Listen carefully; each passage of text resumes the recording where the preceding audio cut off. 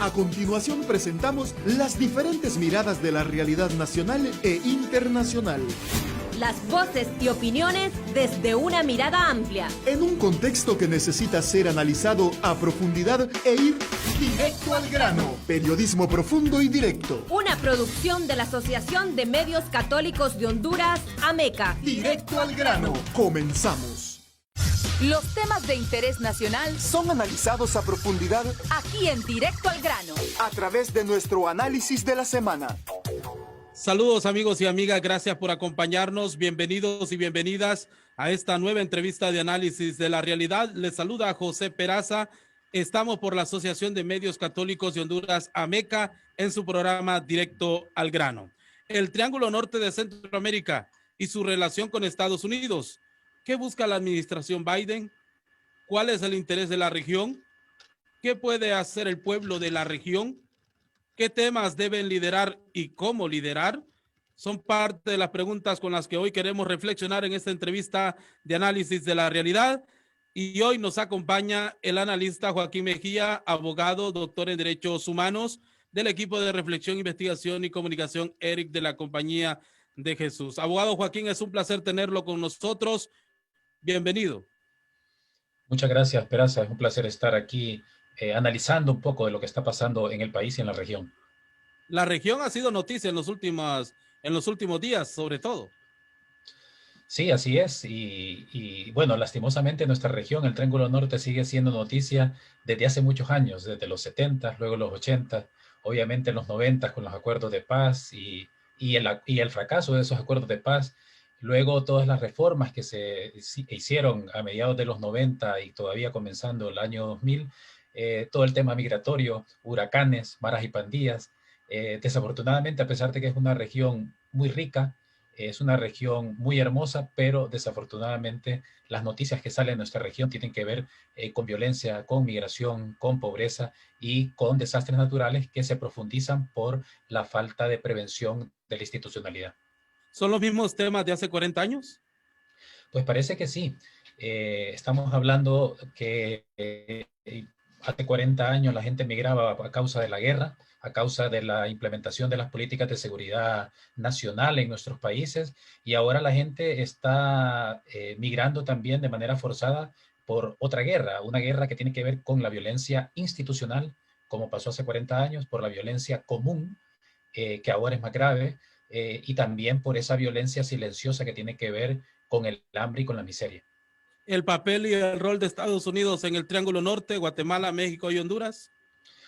Bueno, el papel de Estados Unidos en la región siempre ha sido un poco bipolar, en el sentido que, por un lado, Estados Unidos juega un papel fundamental en la región para que avancemos o no en términos democráticos, pero al mismo tiempo Estados Unidos también se ha encargado a través de sus políticas y de sus intereses geopolíticos impulsar en la región guerras, impulsar regímenes autoritarios, dictatoriales. Un ejemplo claro es lo que pasa con Honduras. O sea, estamos hablando de que Juan Orlando Hernández se reeligió de manera ilegal, y luego obviamente se mantuvo en el poder a través de un fraude, y quien le dio la bendición fue el gobierno de Estados Unidos. Y ahora estamos viendo cómo cambia la administración, cambia la lógica, o al menos un poco la lógica de Estados Unidos hacia la región, y nos encontramos con que ahora Juan Orlando Hernández, que hace un año era el principal aliado de Estados Unidos, se ha convertido en un apestado. Y no solamente un apestado frente a Estados Unidos, sino que también frente a la comunidad internacional. ¿Y por qué? ¿Por qué llegó a convertirse en un apestado? Bueno, obviamente creo yo que Juan Orlando Hernández, uno de los graves errores que cometió es lo que pasa generalmente con este tipo de personajes autoritarios, es decir, que en primer lugar llegan a alcanzar niveles de poder prácticamente absolutos, y de hecho esto uno lo puede reflejar con dos datos. El índice de transformación democrática del índice Bertelsmann dice claramente que en 14 años en los que Juan Orlando Hernández ha estado gobernando, ya sea a través del Congreso como presidente del Congreso o en el Ejecutivo, ha reconvertido a Honduras en una autocracia. Y por otro lado, el informe del Servicio de Investigaciones del Congreso de Estados Unidos de abril del año 2020 señala, entre muchas cosas, que Honduras, a pesar de que se celebran elecciones, es una autocracia. ¿Y qué es una autocracia? Una autocracia es un régimen político donde una persona tiene el control de toda la institucionalidad.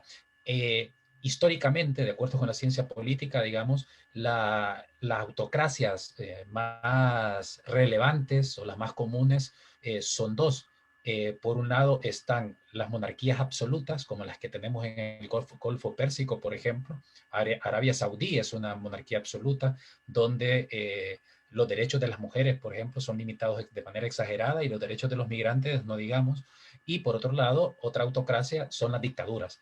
Pues Juan Orlando Hernández obviamente queda en esta segunda acepción de dictadura porque tiene el control de toda la institucionalidad. Y no solo eso, también hay que agregarle un primer nombre a esa dictadura, que es narcodictadura, porque como todos y todas somos testigos, la Fiscalía del Distrito Sur de Nueva York, las sentencias contra diferentes narcotraficantes, como el hermano de Juan Orlando Hernández, esos juicios han evidenciado que Honduras es un narcoestado, que los hermanos Hernández utilizaron el poder político para llegar, catapultarse al poder público en el sentido de asumir las riendas del Estado y desde ahí utilizará toda la institucionalidad para el tráfico de drogas. No lo digo yo, no lo dice Radio Progreso, no lo dicen los grandes medios de comunicación, lo dice obviamente la Fiscalía del Distrito Sur y el Tribunal del Distrito Sur de Nueva York. ¿Qué busca la administración Biden en esta región? Obviamente, creo que Centroamérica y particularmente Honduras, digamos que tiene una posición privilegiada porque Honduras se encuentra en el mero centro del continente. Está además en el Caribe central, o sea, dentro del Caribe insular y continental, Honduras se encuentra en el mero centro de ese Caribe central y por tanto Honduras, su territorio, es un territorio de paso obligado para las migraciones, pero al mismo tiempo para el tráfico de armas, para el tráfico de órganos, para el tráfico de drogas, por su posición privilegiada. Y en ese sentido, esa misma posición privilegiada también ha sido digamos, una maldición en el sentido que en términos geopolíticos Honduras se encuentra de manera tan privilegiada ubicada en el continente que para Estados Unidos es fundamental para sus intereses, otra vez por el tema de drogas, por el tema de anteriormente, en años anteriores, por el tema de las luchas guerrilleras y de liberación nacional, y ahora obviamente por el tema, insisto, de drogas y particularmente de migración. Entonces, Estados Unidos obviamente lo que está haciendo es bajando cada vez más sus fronteras y por otro lado, en mi opinión, también está intentando controlar el flujo de drogas, porque uno no deja de preguntarse cómo es posible que el país más poderoso del mundo, o el país con una tecnología impresionante, no sea capaz de detener el flujo no solo de migrantes indocumentados, sino también de drogas que llega a Estados Unidos, porque recordemos que es el principal consumidor, por ejemplo, de cocaína. ¿Y cuál debería ser el interés de la región? ¿Cómo la región debe sentarse frente a un interés estadounidense? Bueno, obviamente creo yo, en el caso de la migración, pensando en la migración forzada, es decir, la gente que migra por cuestiones de violencia, por cuestiones de pobreza, por cuestiones de persecuciones políticas, etcétera. Entonces, ahí tenemos un interés común, tanto Estados Unidos como la región. En ese sentido, hacia donde deberíamos de caminar es a resolver las causas que provocan la migración. Y esas causas tienen que ver con violencia en dos sentidos. La violencia común y, por otro lado, la violencia institucional, pero también la violencia que produce el hambre y la miseria. Desafortunadamente, hasta el momento, Estados Unidos ha tenido una visión en relación con la migración que está más vinculada con un enfoque de seguridad nacional. En ese sentido, lo que se hace es militarizar las fronteras con el objetivo de detener los flujos migratorios, pero sin cuestionarse esas causas que son las que provocan que la gente se vaya. Y obviamente las causas están en el apoyo a regímenes políticos que obviamente no solamente violentan los derechos humanos, sino que también son corruptos y por tanto los dineros que deberían de destinarse al desarrollo humano son destinados al bolsillo de esta clase política corrupta. De esa manera, de hecho, desde el ERIC y Radio Progreso siempre, y desde el Servicio Jesuita para migrantes o con migrantes, siempre se ha insistido en esa necesidad de tener un enfoque de derechos humanos en el tema migratorio que toque las causas que producen esa migración forzada y que aquí la gente pueda desarrollarse, pueda vivir con dignidad, o simplemente, como dice el artículo 1 de la Constitución hondureña, que es una ley que se tiene que cumplir, pero que ha quedado solamente un discurso, que dice el artículo 1 que el Estado de Honduras, o que Honduras es un Estado de Derecho, se constituye un Estado de Derecho para garantizar el bienestar económico, social, cultural, político, ambiental de su población. Bien, estamos dialogando con el abogado Joaquín Mejía. Él es doctor en Derechos Humanos, reconocido analista hondureño del equipo de reflexión, investigación y comunicación ERIC de la Compañía de Jesús, en esta entrevista de análisis de la realidad. Abogado Joaquín, ¿qué temas deben liderar y cómo liderar en esta relación del Triángulo Norte con Estados Unidos? Yo creo que particularmente son dos temas que al final son temas que provocan otros grandes temas, como la migración o como la propia violencia. Y el primer tema tiene que ver con la impunidad y el segundo tiene que ver con la corrupción. Porque si reducimos o si eliminamos esos dos grandes problemas, se va a fortalecer el Estado de Derecho, se va a fortalecer la institucionalidad, el dinero público se va a destinar para lo que realmente se requiere, que es decir, el desarrollo humano, el desarrollo del país, etcétera. Pero como hay corrupción e impunidad, y de hecho, como dice Julio Scherer Ibarra, en un libro que publicó mexicano, que es sobre la impunidad, y que plantea que al final la impunidad y la corrupción son como almas gemelas, es decir, que se auxilian mutuamente, que no puede existir una sin la otra. Y efectivamente eso es lo que pasa, porque aquí quien es corrupto es impune, porque si no fuera impune sería castigado y sancionado, pero como no lo es, entonces continúa siendo un corrupto. Y por eso es que los corruptos intentan utilizar a toda la institucionalidad y para lograr impunidad. En ese sentido, creo yo que la impunidad y la corrupción son los dos grandes temas. Obviamente hay otros temas, pero esos dos son como los temas paraguas que son fundamentales para poder avanzar en el desarrollo democrático de la región. Y por eso es que, en mi opinión, la nueva administración estadounidense está tocando esos dos puntos, como uno lo puede ver. Por ejemplo, con el tema relacionado con impunidad, estamos hablando ya de un mecanismo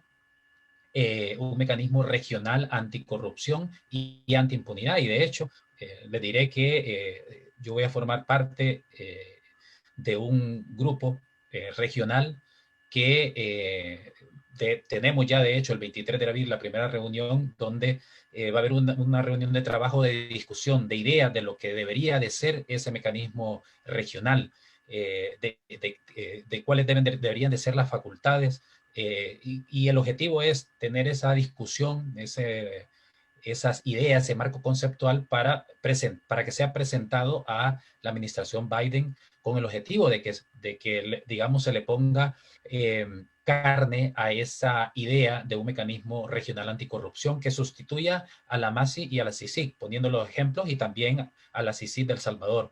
Y entonces por ahí va, digamos, un esfuerzo inicial. Y por otro lado, también otros esfuerzos que hay que reconocer o que hay que recordar son los relacionados con algunas iniciativas, como la lista Angels, que está vinculada con elaborar una lista de personajes empresariales y políticos del Triángulo Norte vinculados con corrupción, vinculados con acciones que debilitan la institucionalidad democrática, vinculados con acciones que impiden la investigación de corrupción o de violaciones a derechos humanos. Entonces tenemos esa iniciativa. Luego está la otra iniciativa, la iniciativa vinculada con la ley Merkley, que está destinada exclusivamente a Honduras, al régimen de Juan Orlando Hernández, con el objetivo de sancionarles también por todo lo que ha pasado en el país y por todo esto que yo mencionaba antes en relación con haber convertido a Honduras en una autocracia. Entonces, o por otro lado también creo que es importante señalarlo, haber nombrado como enviado especial, digamos, para el Triángulo Norte a Ricardo Zúñiga, que es la persona que en términos diplomáticos estuvo detrás de bastidores en todo ese proceso de quitarle o, digamos, iniciar las relaciones bilaterales nuevamente con Cuba. Y Ricardo Zúñiga, recordemos que es de origen hondureño. Mucha gente cuestiona y dice que, claro, su familia ha estado vinculada con el Partido Nacional, pero yo creo que no debemos que si bien es cierto, pero creo yo que no debemos de cruzar, digamos, a esta persona por el vínculo de su familia, porque cuando uno analiza el papel que jugó, por ejemplo, en términos diplomáticos para que Estados Unidos y Cuba retomaran sus relaciones diplomáticas, realmente fue un papel importante. Y además es un conocedor de la región, es uno de los que ha estado detrás de muchas iniciativas para sancionar a corruptos en la región, y creo yo que será muy interesante y particularmente porque han enviado un mensaje bastante claro en este momento, que sí han comenzado a reunirse con El Salvador y Guatemala, pero no con Juan Orlando Hernández. E incluso hay declaraciones desde la vocería de la Casa Blanca donde señalan claramente que, o al menos no claramente, pero sí, al menos entre líneas, que no se van a reunir con el régimen de Juan Orlando Hernández, sino con ciertos funcionarios que gozan digamos, de legitimidad frente a la nueva administración. Entonces, pareciera que hay movimientos, hay iniciativas que están naciendo y que se están poniendo sobre la mesa de discusión en el marco de la nueva administración Biden, que creo yo, aunado a la labor, al trabajo que hagan las sociedades civiles de los tres países del Triángulo Norte, creo yo que podría provocar algunos cambios que pueden ser el inicio para un proceso de restauración democrática en la región, y para evitar que en países como El Salvador ese proceso democrático no vaya a convertirse en lo que ha pasado con Honduras y Guatemala. Si pudiéramos ampliar un poco sobre ese mensaje, ¿cuál es el mensaje justamente que envía Estados Unidos al gobierno de Juan Orlando Hernández? El hecho de que su enviado especial haya venido al Triángulo Norte y se haya reunido con los salvadoreños y guatemaltecos, pero no con los hondureños. ¿Qué mensaje es el que está dando Estados Unidos ahí? Yo creo que es claro y tiene que ver con lo que decía al inicio, que Juan Orlando Hernández está siendo o es visto como un apestado, así de simple.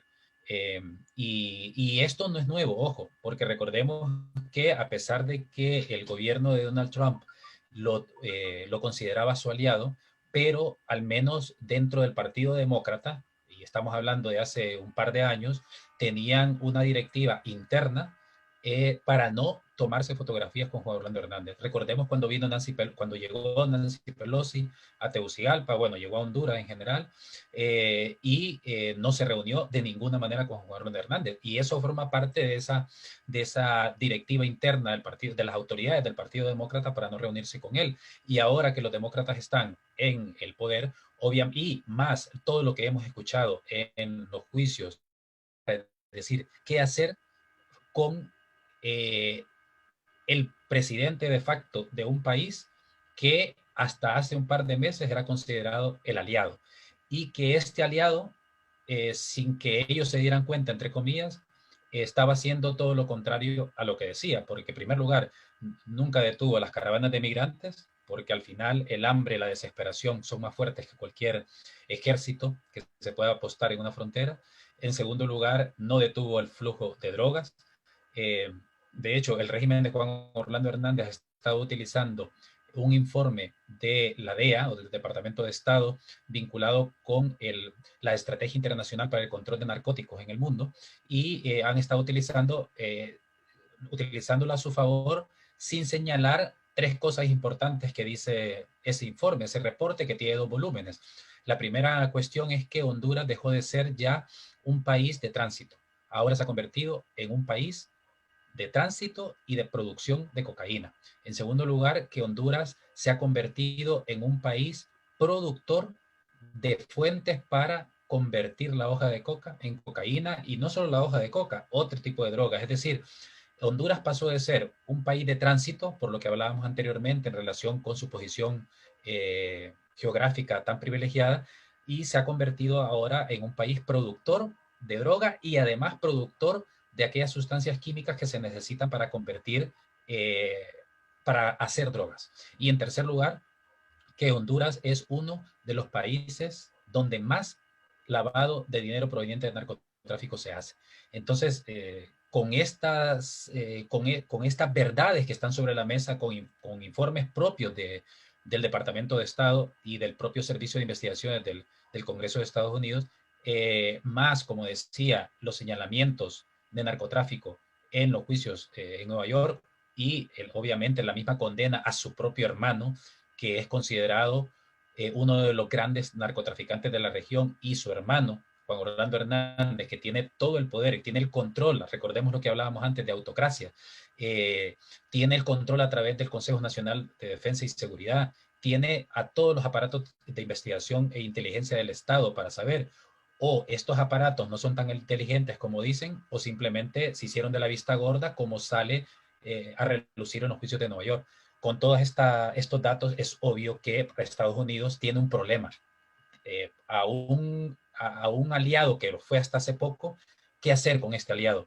Y aquí también viene todo el desafío que tiene Estados Unidos y la sociedad hondureña, en el sentido, ¿qué hacer con todas estas iniciativas que se están tomando? Por ejemplo, con la comisión, la comisión esta regional anticorrupción y antiimpunidad. Hasta el momento, la idea que más está saliendo a luz es que obviamente no va a tener las mismas facultades que la MASI o con la CICIG, sino que va a asesorar y acompañar a los ministerios públicos de la región. Pero ¿qué va a hacer Estados Unidos o esta comisión con un ministerio público como el de Oscar Chinchilla, que también está siendo señalado en Nueva York? Entonces, posiblemente va a suceder lo que está pasando en Guatemala, que el gobierno de Estados Unidos está trabajando directamente con la Fiscalía Especial contra la Impunidad. Aquí lo lógico sería que trabaje directamente con la UFERCO, coordinada por Luis Javier Santos. Y ahí creo yo que la sociedad hondureña tiene una responsabilidad importante en el sentido de acuerpar el trabajo que está haciendo la UFERCO, acuerpar a su coordinador Luis Javier Santos, porque es posible que esta clase política corrupta, sabiendo esto que estoy mencionando, es posible que intenten quitarlo de en medio para poner a alguien que sea fácilmente manipulable y, por tanto, en esa relación con la Comisión Anticorrupción y Antiimpunidad, tengan a un interlocutor que realmente sea beneficioso para el régimen. Ya casi para ir cerrando esta entrevista, abogado Joaquín, ¿en qué punto está esta relación entre el gobierno hondureño con el gobierno norteamericano? Pues yo creo que en este momento está en una situación de absoluta frialdad, y eso ya lo decía Peraza, en el sentido que vino el enviado especial Ricardo Zúñiga al Triángulo Norte. Es un enviado especial, estamos hablando de una especie, de un funcionario especial para 3 países, como las relatorías especiales de Naciones Unidas o de la Comisión Interamericana. Es decir, es una persona, un funcionario a quien le pagan y le han dicho su tarea, su trabajo es la vinculación con las autoridades guatemaltecas, hondureñas y salvadoreñas. ¿Con qué objetivo? Todo lo que hemos venido hablando: impunidad, corrupción, migración, drogas, etc. Y resulta ser que este alto funcionario de Estados Unidos llega al Triángulo Norte, se entrevista con el presidente salvadoreño, con el presidente guatemalteco, con las autoridades guatemaltecas y salvadoreñas, pero no lo hace con Honduras. Y lo que anuncian es que posiblemente en Washington van a reunirse con el ministro de Relaciones Exteriores, pero no con Juan Orlando Hernández y no con ese séquito, ese círculo todavía más cercano del Poder Ejecutivo, que son sus voceros y que están ahí de manera fiel, y no lo ha hecho. Entonces yo creo que eso refleja, pero totalmente, esa relación de frialdad que hay en este momento. Pero ojo, esto no significa que pueda ser algo permanente. Lo que pasa es que Estados Unidos está analizando qué va a hacer con ese aliado hasta hace poco que está siendo tan incómodo y que representa un gran obstáculo para todas estas iniciativas que hemos mencionado. Yo creo que a la sociedad hondureña, al pueblo hondureño, a la oposición política nos corresponde facilitar, entre comillas, el trabajo de Estados Unidos, en el sentido que debemos de pelear para la salida inmediata de Juan Orlando Hernández, porque obviamente desde que de manera fraudulenta asumió el poder, y no solo por el fraude electoral, sino que también por la reelección ilegal, pero tenía que haber salido, tenía que haber ocupado ese cargo de manera fraudulenta. Pero como no hemos sido capaces, y ojo, creo yo que la población hondureña ha hecho todo lo que ha podido, pero por un lado hay que recordar que es un régimen autocrático, autoritario, y por tanto tiene la fuerza de las armas, y el ejército ya ha demostrado que está dispuesto a matar por este régimen, ya lo ha demostrado. Y en ese sentido, creo yo que es fundamental la articulación ciudadana y política. Desafortunadamente, el panorama de alianzas es tan desalentador que pareciera que estamos esperando como que del norte nos venga la solución de que hagan un lado a Juan Orlando Hernández. Y justamente sobre eso, Joaquín, ¿qué mensaje le manda usted a los hondureños y hondureñas que justamente tienen internos de Honduras? Bueno, esto es el reflejo de algo que señala el Fondo para la Paz, que publica un índice que se llama el Índice de Estados Frágiles, donde señala que Honduras es un país en estado de advertencia de convertirse en un estado fallido. Y por otro lado, lo que señala también el Proyecto de Justicia Global en su índice sobre Estado de Derecho, que señala que Honduras es uno de los países más débiles en institucionalidad democrática. Entonces estamos hablando de que es un Estado cuyas instituciones son incapaces para resolver este tipo de cosas. Entonces pareciera que solo de afuera pueden venir las soluciones. Sin embargo, creo yo que la sociedad hondureña tenemos una gran responsabilidad en esto, y yo creo que lo ideal sería, en un mundo ideal, sería una alianza ciudadana que incluya a los partidos políticos de oposición.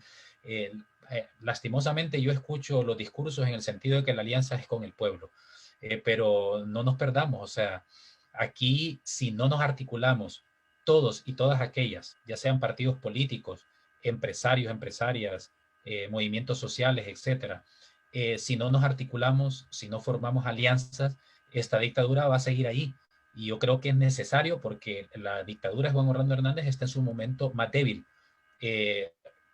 Digamos que los astros se han alineado a favor del pueblo hondureño, en el sentido que hubo un cambio de gobierno en Estados Unidos, y por tanto ya no tiene ese apoyo. Y por otro lado, los juicios en Nueva York también lo han debilitado, pero esa situación de debilidad también le convierte en un régimen muy peligroso. Y ante la peligrosidad de las armas que tiene este régimen, obviamente lo que se requiere es una articulación política, ciudadana, y que es muy fácil, en el sentido que aquí no nos vamos a poner de acuerdo en términos ideológicos, porque cada quien tiene sus posturas políticas, pero yo creo que todo el mundo está de acuerdo en dos cosas que al final son una: en la lucha contra la corrupción y en la lucha contra la impunidad. La corrupción y la impunidad son las características de este régimen. Entonces creo yo que no hay nadie en este país con una cultura democrática que no esté, o que esté en desacuerdo en sacar a la dictadura. Y ese debería ser el acuerdo básico, primordial, que debería de impulsarnos para esa articulación ciudadana y política. Y cerramos esta entrevista, abogado Joaquín, consultándole cómo ve el panorama, cuál es el ambiente, qué tiempos nos vienen. Bueno, Honduras sigue siendo o sigue dándonos un panorama bastante Es decir, que no se puede predecir, porque por un lado se sigue apostando a los procesos electorales, a pesar de que desde el 2009 no hemos tenido elecciones libres y justas. Este proceso electoral interno nos acaba de demostrar otra vez el rotundo fracaso del sistema electoral por dos cosas. Uno, por el fraude, obviamente, que ha habido en todos los partidos políticos y en unos más que otros, como en el Partido Nacional, que parece que inflaron las urnas a morir, y es obviamente una práctica, una preparación para un posible fraude en las próximas elecciones generales. Y por otro lado, el fracaso del sistema electoral en ser incapaz de evitar que los peores puedan acceder a puestos públicos. Yo siempre que la democracia busca el gobierno de los mejores, evitar el gobierno de los peores, evitar que los enemigos de la democracia lleguen al poder. ¿Quiénes son los enemigos de la democracia en Honduras? Golpistas, traidores a la patria, violadores a la Constitución, corruptos, lavadores de activos, y quienes están vinculados al narcotráfico.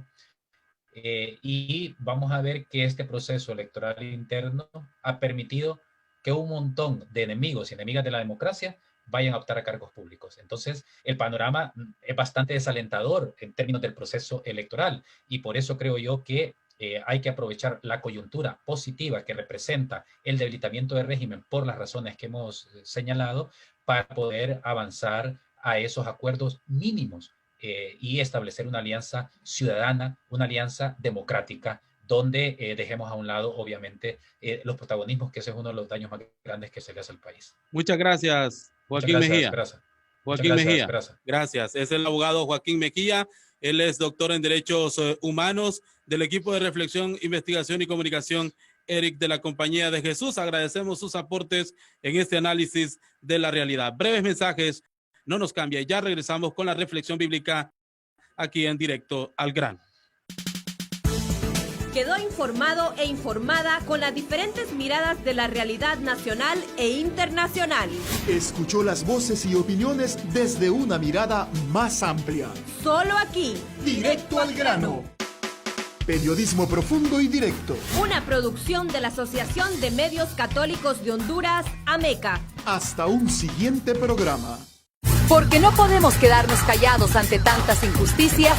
En Directo al Grano iluminamos la realidad nacional a la luz del Evangelio.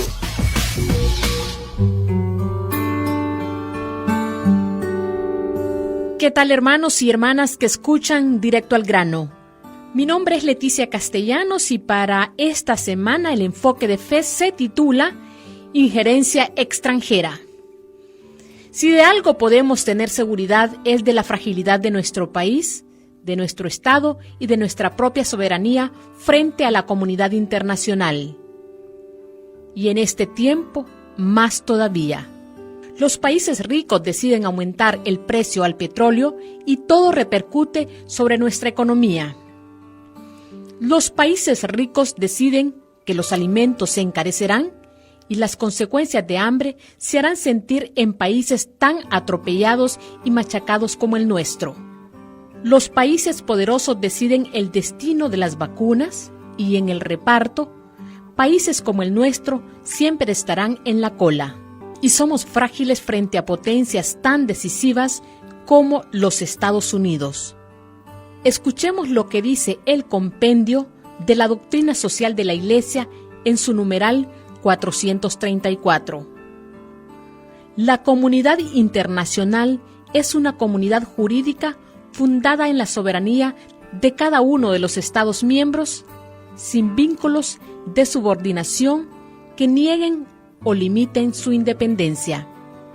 Y en su numeral 435 del mismo compendio, se dice con mayor claridad: el magisterio reconoce la importancia de la soberanía nacional, concebida ante todo como expresión de la libertad que debe regular las relaciones entre los estados. Así es en la teoría.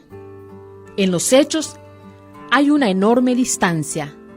Tenemos que reconocer que no somos un país soberano, porque la soberanía es el control que una persona, una comunidad un Estado tiene sobre su patrimonio y las decisiones que se ejerce sobre él mismo. Pero como lo hemos dicho tantas veces, el Estado hondureño no tiene capacidad de decidir para ejercer su control sobre los recursos y el patrimonio nacional. Somos un país con los tejidos sociales, humanos y culturales rotos. Una sociedad en ebullición, en movimiento, pero sin rumbo, políticamente inestable y con una inequidad social y económica creciente. Somos un país con una población campesina abandonada a su suerte y a la voraz suerte del gran capital, que en los hechos significa que el Estado ha condenado a los campesinos pobres a una muerte lenta en la economía de subsistencia o a que emigre hacia Estados Unidos. Somos un país con una población que se amontona en los centros urbanos, sumergiéndose en la economía informal y en los corredores subterráneos del desempleo, de la delincuencia y del crimen organizado. Somos un país atrapado por la violencia que se acrecienta con la presencia en estructuras del Estado de los poderes ocultos y que impiden a cualquier gobierno poner en marcha políticas de seguridad sostenidas sobre la legalidad y los derechos humanos. Hemos caído víctimas de narcotráfico y hemos llegado a una actitud tan extrema que incluso nos alegramos que el gobierno de Estados Unidos sea quien resuelva nuestros problemas, porque nos sentimos incapaces de hacerlos por nuestra cuenta. El actual mandatario y los suyos, quizás embriagados por las alturas del poder y del dinero fácil, erraron el camino desde que comenzaron, y hoy han perdido sin remedio el control sobre sus propias decisiones, y esta situación nos pone más a merced de intenciones, decisiones e influencias extrañas a nuestra soberanía nacional. La doctrina de la Iglesia es muy precisa al afirmar las relaciones internacionales entre los estados. Escuchemos lo que dice el compendio en su numeral 439. En las relaciones entre los estados de derecho internacional debe evitar que prevalezca la ley del más fuerte. En los hechos, el gobierno de los Estados Unidos decide desde su supremacía. El gobierno de los Estados Unidos nos ha tratado a lo largo de siglos como una despreciada colonia perdida en el continente americano. ¿Qué hay detrás de todo esto? Que la dinámica que mueve a las personas que tienen puestos importantes no es la búsqueda del bien común, sino el control de los demás, tanto de las personas como de los países. Ese es el caso del gobierno de los Estados Unidos y es el caso de los grupos de poder dentro de nuestro propio territorio. El Evangelio nos ofrece un modelo ideal opuesto radicalmente a lo que practica el mundo de hoy, y es el modelo que nos puede salvar del despeñadero. Así dice Jesús a quienes quieran seguirlo en fidelidad al Evangelio. Como ustedes saben, los que se consideran jefes de las naciones actúan como dictadores, y los que ocupan cargos abusan de su autoridad. Pero no será así entre ustedes. Por el contrario, el que quiera ser el más importante entre ustedes debe hacerse el servidor de todos, y el que quiera ser el primero se hará esclavo de todos. Sepan que el Hijo del Hombre no ha venido a ser servido, sino para servir y dar su propia vida como rescate por su muchedumbre. Marcos 10, 42, 45. Para Estados Unidos, la colonización continúa en la era de la globalización. Esto es posible por nuestras propias fragilidades y por la clase política y empresarial incapaces de romper con el servilismo, y también por nuestra cultura que nos hace seguir esperando falsamente que desde fuera y con recursos de otros se solucionen nuestros problemas. Y con recursos de otros se solucionarán nuestros problemas. La palabra de Dios no se cansa de apostar por una manera radicalmente distinta de vivir y de construir sociedades. Por ello, concluimos este enfoque escuchando al profeta Jeremías, quien en medio de las calamidades y de las distorsiones sociales le recuerda a su pueblo cuál es la ética, el modo de relacionarnos para que se acaben las colonias y las servidumbres. Dejemos que sea el profeta el que nos lo diga con su claridad y sencillez. Practiquen la justicia y hagan el bien. Libren de la mano del opresor al que fue despojado. No maltraten al forastero, ni al huérfano, ni a la viuda. No les hagan violencia, ni derramen sangre inocente en este lugar. Jeremías 22:3. Las radios católicas, unidas a través de una sola señal. En un solo programa. Directo al grano. Una producción de Radio Progreso para la Asociación de Medios Católicos de Honduras, AMECA. Directo al grano. Una producción de Radio Progreso Para la Asociación de Medios Católicos de Honduras, AMECA. con opiniones, análisis, noticias, humor crítico. Y una mirada de la realidad a la luz del Evangelio. Directo al grano. Todos los viernes de 12 a 1:30 de la tarde. Y en repetición los domingos a las 7 de la mañana. Gracias, hermanos y hermanas, por habernos acompañado en esta edición de Directo al Grano. Les invitamos para que nos encontremos la próxima semana. Quedó informado e informada con las diferentes miradas de la realidad nacional e internacional. Escuchó las voces y opiniones desde una mirada más amplia. Solo aquí, Directo al grano. Periodismo profundo y directo. una producción de la Asociación de Medios Católicos de Honduras, AMECA. Hasta un siguiente programa.